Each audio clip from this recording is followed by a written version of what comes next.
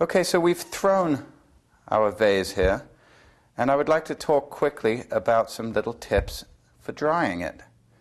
Here we have a rack. It's nice to have a rack to put your pots into. As you can see, it's adjustable, and I could put it in different positions. I could also put another piece of wood and rack some more clay up there. So this is a nice thing to have.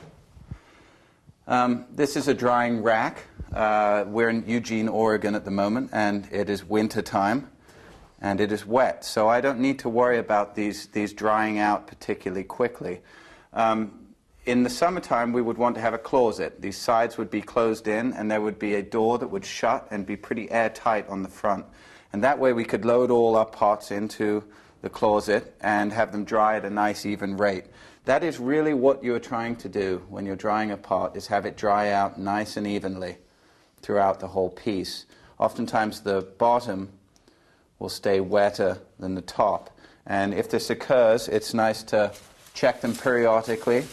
And if this is happening, simply drape a plastic bag over the top like that. And this will keep the top moist and allow the bottom to catch up with it. So now I've reviewed some basic techniques in drying your piece of ceramics.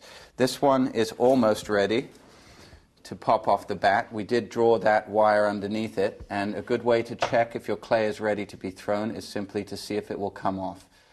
And this one is not quite ready to come off yet.